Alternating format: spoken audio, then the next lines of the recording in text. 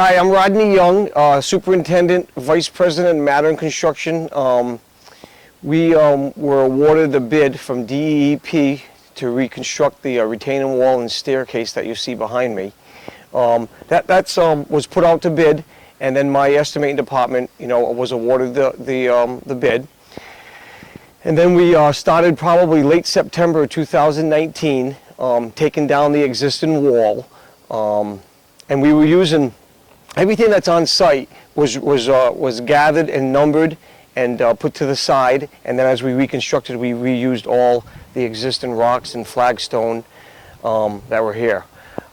We started out with tearing the wall down, and of course that we took it down some by hand and some by machine, and then once we got down and started digging to get to the bottom of the footing, we hit ledge, because this wall, when the existing wall is a dry built wall, and this new wall is a concrete foundation with a brick shelf, and then the stones were all cut in half to be 6-inch veneer, and then we veneered the actual concrete retaining wall, which makes this wall a lot stronger and avoid of any collapsing or frost heaving because of the concrete reinforced wall behind it.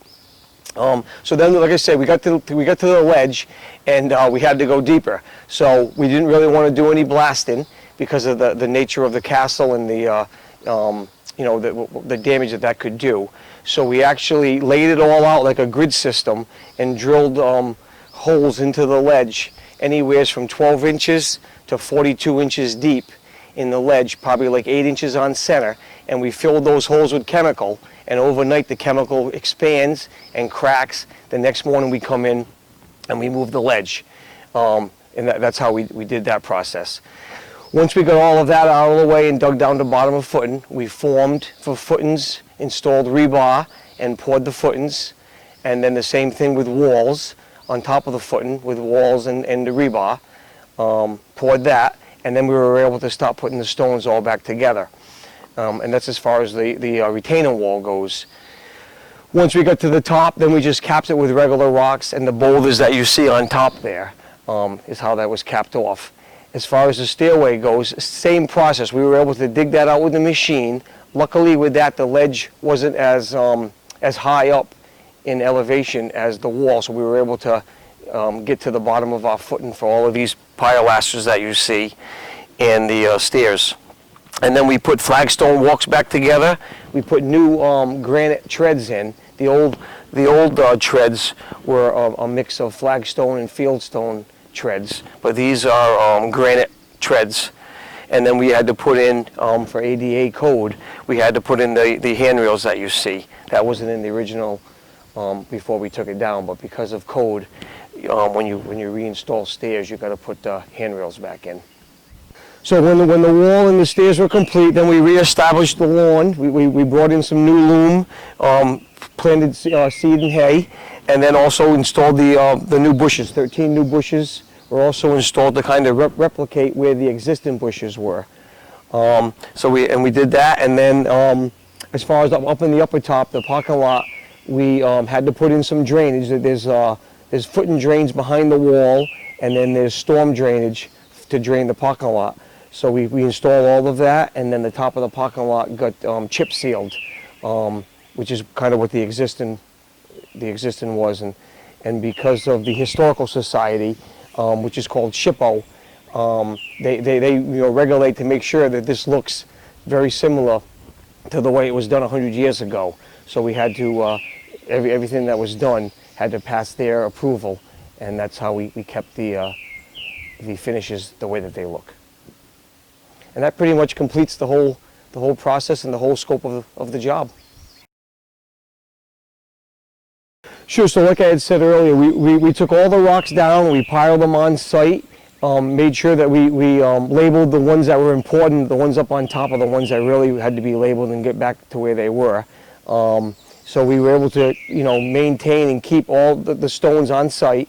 We cut everything in half with a demo saw, concrete blade, and we were able to do that with water and a power saw.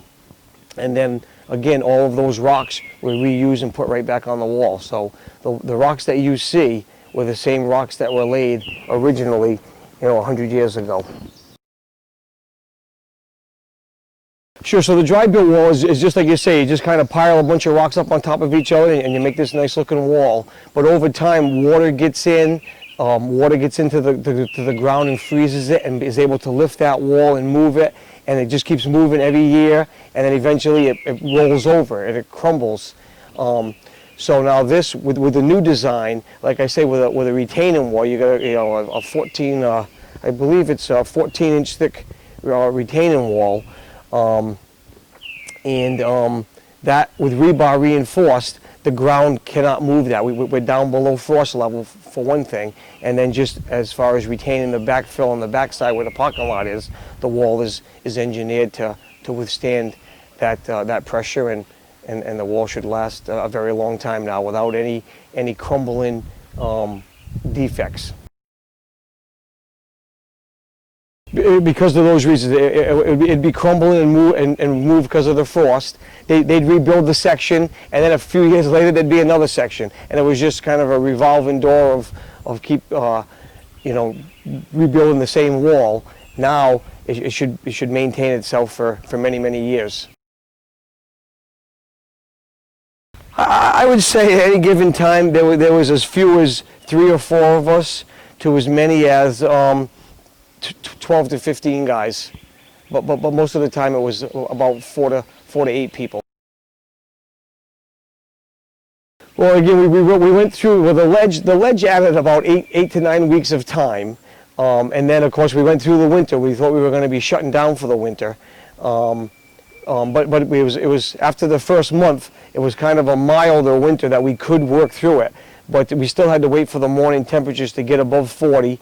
And so our window of operation, which is normally 8-hour days, we were getting anywhere from 5.5 to 6 hours of actually laying stone time. So we started it, like I say, late September, and we finished in early May.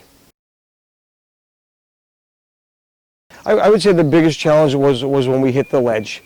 When we hit the ledge, it really slowed us down. We had to come up with ways of how to get it out, as quickly as we can, but not without damaging anything around us. So that was the biggest challenge, was definitely the ledge. There's nothing ever simple. Just the people that worked for me were fantastic. Working for Bill Coleman for the DEP, he was in charge of the DEP. He was great to work with. Aaron from the architect. So everybody working together and coordinating, I would say made it the easiest part of the job. But physically being here, working through the winter, everything was a challenge. I would say yes. Yeah, it was pretty much exactly, other than, again, and I wasn't even surprised about hitting ledge. You kind of you look around and you can see rock outcroppings here and there. So it wasn't that surprising that we did hit the ledge. It was just unfortunate that we hit it and it wasn't low enough for us to do our work. Well, I've been a superintendent for 27 years, so I've done quite a few big projects. Historically wise, this is probably the largest job where I had to worry about historical features.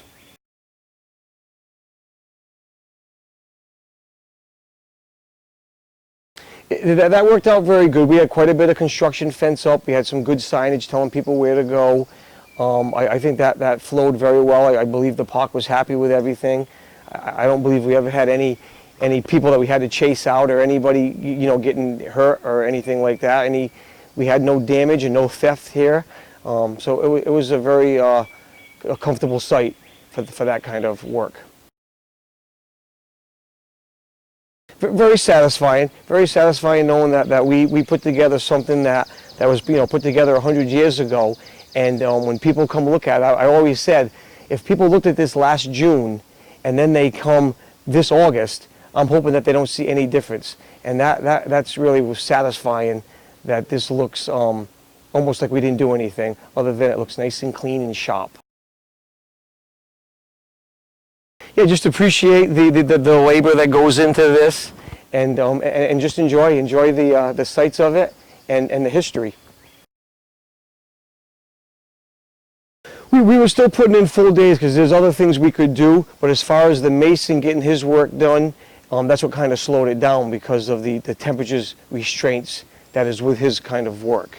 But there's other things we could still do. We could dig in the ground, we could put drainage piping in and things like that. So we were working full days, but it was still slowing us down as far as completing the finishing products, the masonry work.